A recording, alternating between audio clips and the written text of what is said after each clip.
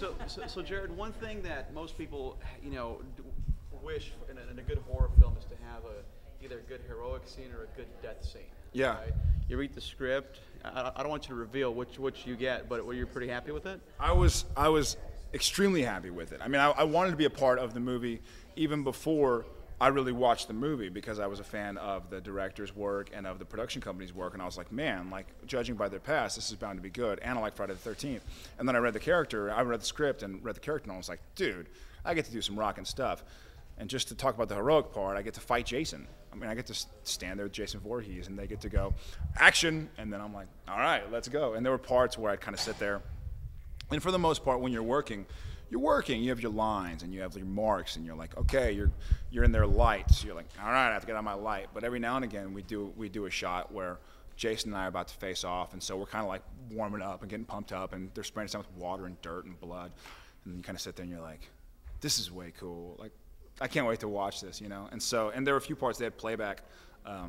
And for those who don't know what playback is, basically means you can shoot something and then go run out behind camera and watch what you just shot. And so there are a few shots that they wanted to make sure we did something the right way, so they'd show us the playback of the take earlier. And I was always like, oh, that's so cool. So you get amped up again. And it's like 2 in the morning, 3 in the morning, and you're tired and wet, and then you see a little bit, and you're like, dude, I'm not even tired anymore. I want to go back in there and shoot all day long. So really rocking.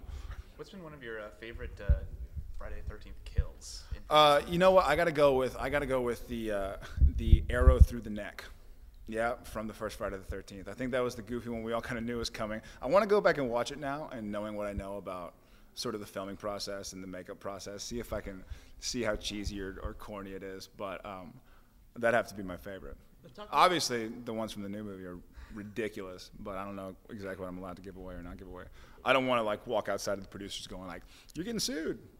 So. Talking about the producers, Brad and Drew are very hands-on. I love them. About working with them. Yeah, Brad and Drew are very hands-on, and it's filming is such a crazy process, anyways. And with a very passionate, very visual director, things can get turned around, and your actors are one place, and everybody is kind of in their own head trying to do their own job. And so to have Drew and Brad there, who really know what they're doing and are very aware of what's going on and make sure to pick up all loose angles and make sure to grab everything, was really, really comforting. And I will work with those guys anytime. It's so nice to work with them. You got countless of fans waiting for you downstairs. And they have a really good bullshit meter.